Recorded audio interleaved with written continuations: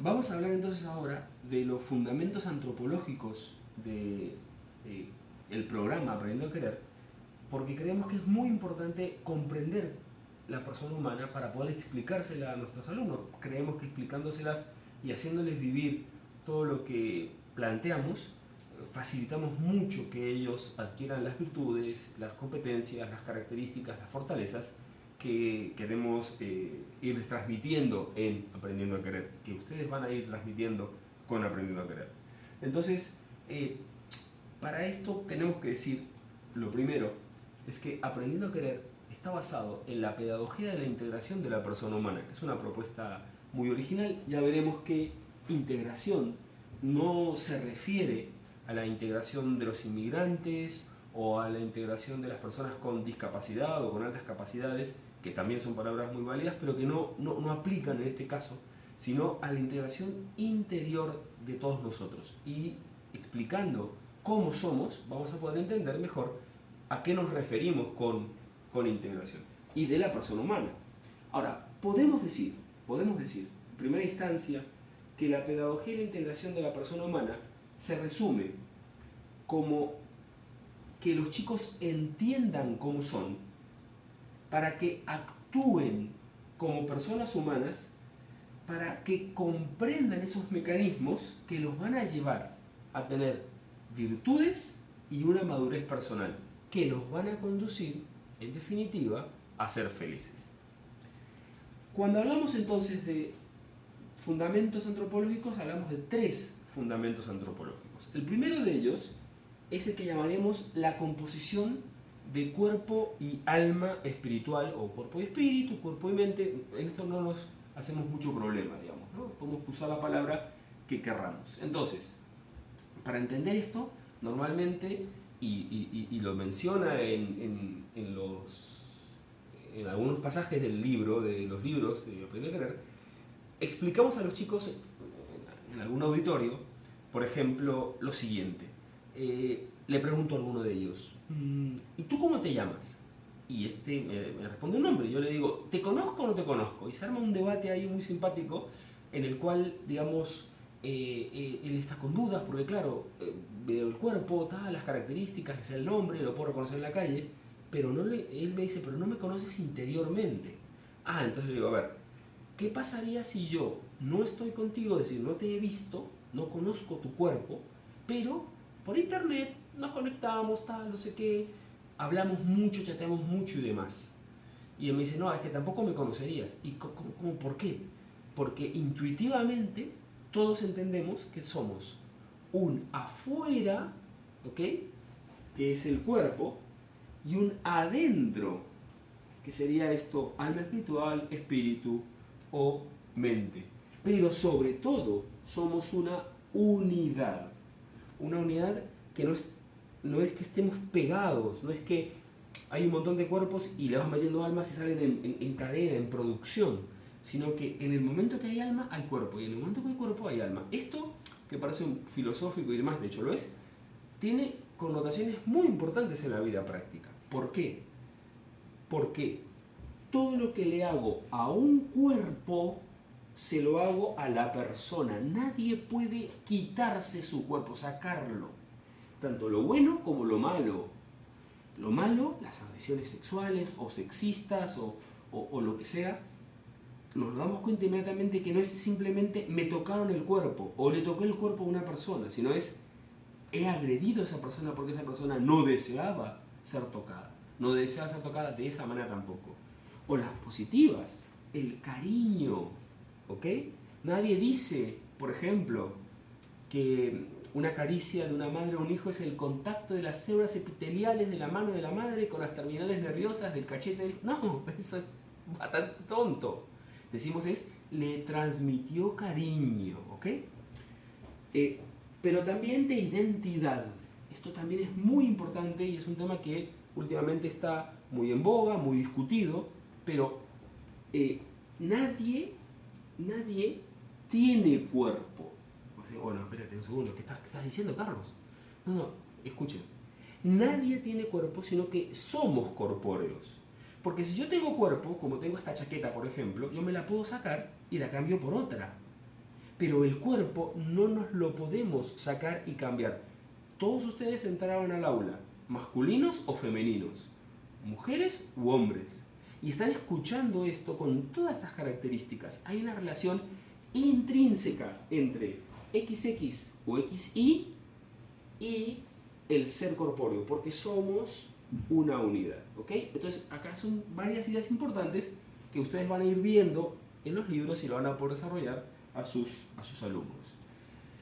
Pero este primer fundamento nos da lugar a un segundo fundamento, que son los niveles de acción de la persona.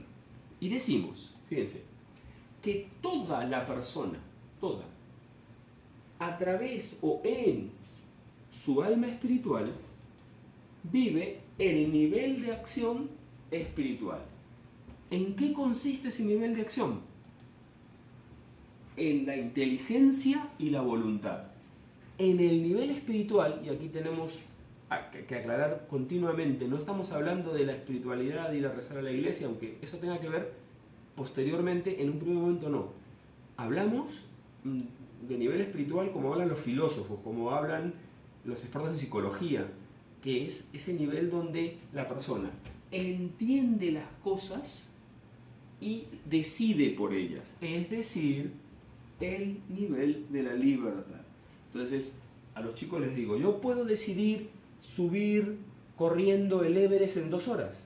Puedo decidirlo, porque puedo decidir cualquier cosa que yo quiera.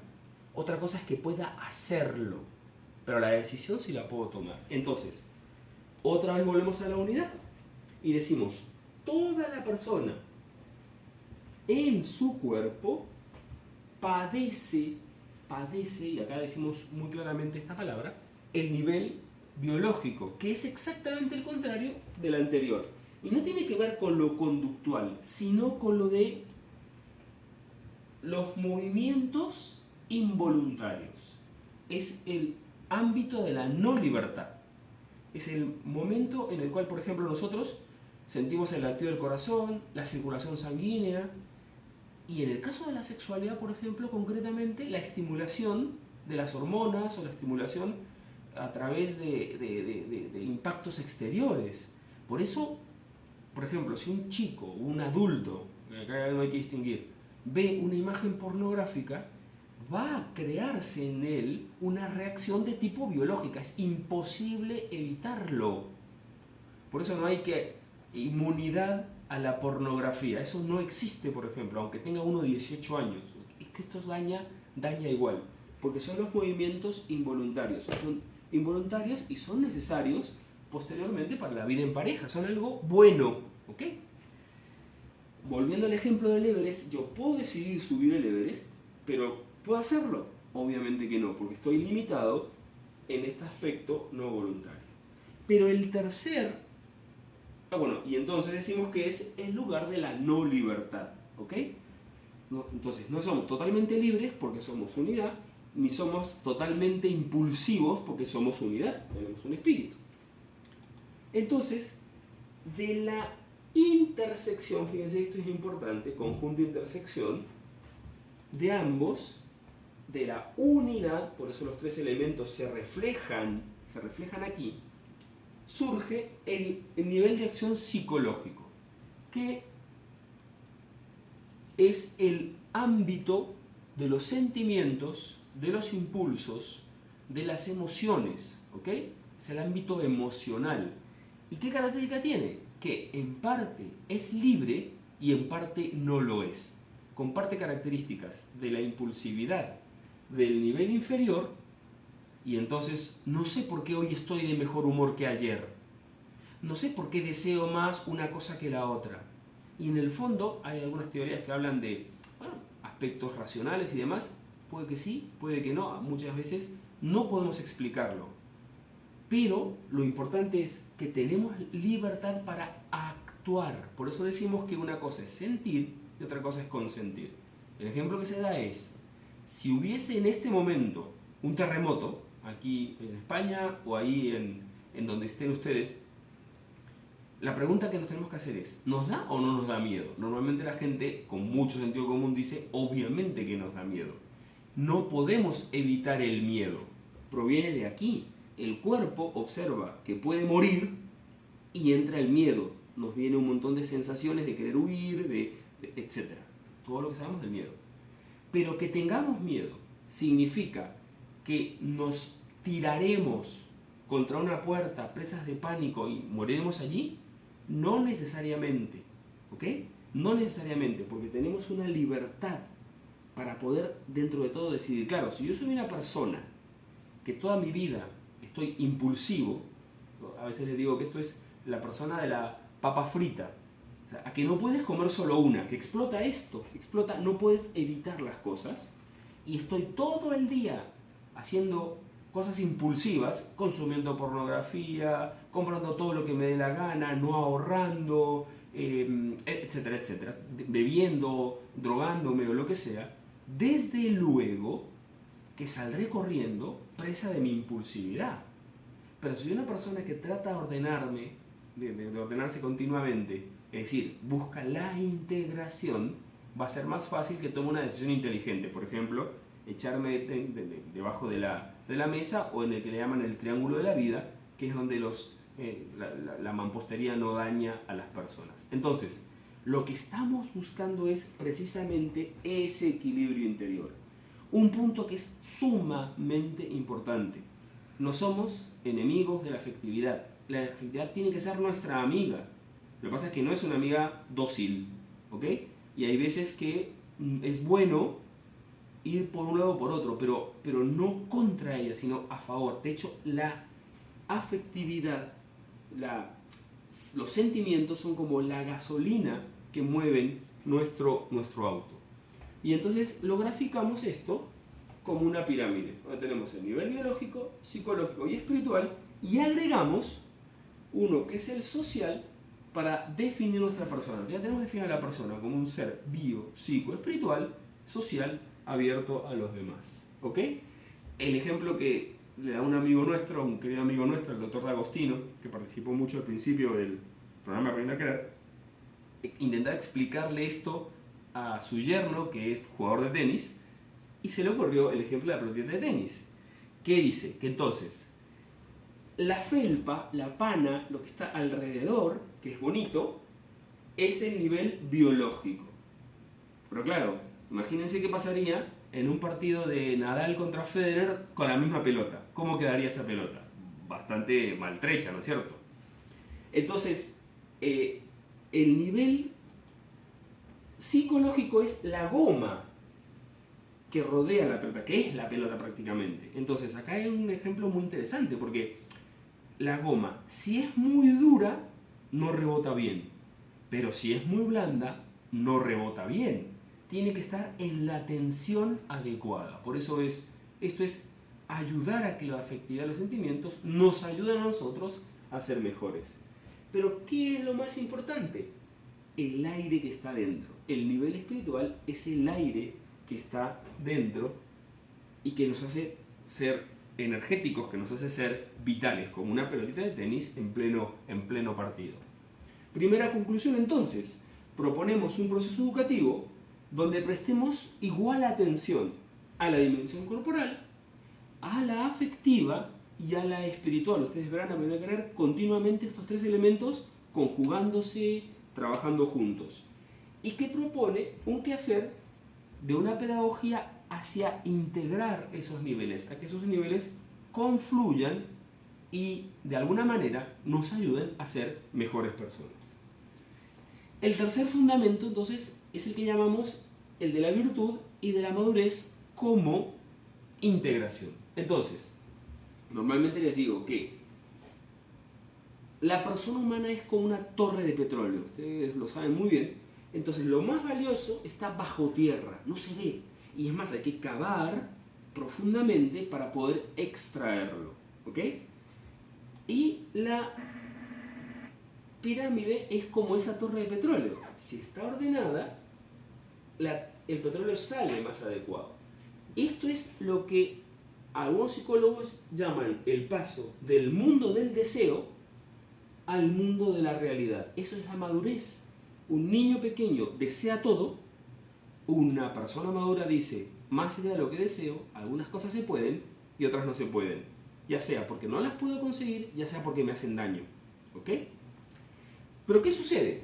¿Cuál es la experiencia que tenemos? Tenemos la experiencia de la no integración. Esta es nuestra experiencia básica, vital, que vemos que queremos una cosa, el ejemplo del niñito que está viendo sus dibujos animados, la madre lo quiere mandar a comprar el pan, él sabe que es el único que puede ir a comprar el pan, y sin embargo no puede porque claro, está el dibujo animado y cuando la próxima que salga tal y no sé qué, hasta que llegue la madre con el método audiovisual de la zapatilla en la mano y el niño ya tomó una decisión, pero no es muy libre. Entonces, esto lo podemos ver continuamente, cuando los niveles de la persona tiran cada uno por su lado.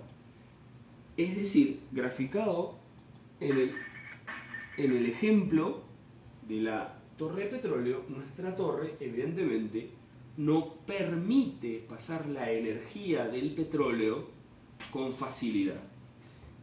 Y si nosotros no cambiamos el rumbo, podemos llegar a acostumbrarnos a que las pirámides se armen así, de abajo para arriba, lo cual obviamente no es cierto. O llegaríamos a esto, que es la total distorsión de la persona, que el gatito que se ve como un león. O sea, ya no perdemos noción de quiénes somos, digamos, ¿no? Entonces, ¿qué es lo que propone la pedagogía de integración de la persona humana? ¿Qué propone Aprendiendo a Querer? Esto es muy importante, muy central, por favor, tomen mucha nota. Si partimos de la base de la no integración, ¿cómo lograremos mejorar llegando o pasando a la integración? ¿Esto cómo se da? En primera instancia, observando los valores. Por eso no educamos en valores, sino que usamos los valores para educar. Esto es muy importante. Entonces, ¿por qué? Porque el valor, ¿qué es lo que me motiva? Valor es como el dinero. Si es valioso, yo lo quiero coger, lo quiero hacer, lo quiero usar. Me motiva básicamente una acción concreta. O sea, ordenar este libro, estar aseado el día de hoy, ser gentil con los demás, hoy en específico. Por eso se dice, bueno, seguro ustedes han escuchado al famoso Cholo Simeone, partido a partido. Es que es muy sabio esto. Hoy. Entonces, pero con cada acción concreta que yo haga hoy, la pirámide va a estar un poquito más ordenada. Y si la pirámide está un poquito más ordenada, la siguiente acción buena que yo tenga que hacer resultará más fácil. ¿Ok? Entonces, poquito a poco, iré adquiriendo un orden mejor. Ya ven, acá está todo desordenado y aquí ya está un poquito más ordenado. Y esta facilidad que voy yo adquiriendo para hacer cosas buenas, que ojo, no es costumbre. Las virtudes, los hábitos buenos no son costumbre. Hay una diferencia muy grande entre conducir un auto y ser una buena persona, ser ordenado, ser atento, ser una persona que ama adecuadamente. Se parecen en parte en cuanto a que hay que practicarlas, pero no son lo mismo. Esto, entonces, es la adquisición de las virtudes, que obviamente no es la pirámide total y perfectamente ensamblada, eso nunca se va a dar, pero por lo menos es el camino hacia hacerlo. Por eso, Aprendiendo a Querer siempre va a terminar con acciones concretas, iluminadas por los valores, iluminadas por el conocimiento, pero llevarlo a la práctica. ¿Qué pasa si yo no hago la acción buena? Otra de las cosas importantes. Si yo no hago una acción concreta buena, la pirámide va a estar más desordenada. Cada vez que yo dejo de hacer algo bueno, la pirámide, clic, se abre un poco más. Y si se abre un poco más, ¿qué sucede? El siguiente acto bueno es más difícil. Y eso es el vicio. El vicio no es un hábito, es una falta de hábito para hacer el bien. Por ejemplo, cuando una persona fuma y sus amigos le dicen, tú tienes vicio, y él que dice, no, lo dejo cuando quiera. Vale, pero el hecho es que no quiere dejarlo. ¿Y cuándo se da cuenta que está enviciado? Cuando intenta dejarlo y no puede. ¿Por qué? Porque lo que él debía hacer era no fumar. Esa es la acción buena que dejó de hacer.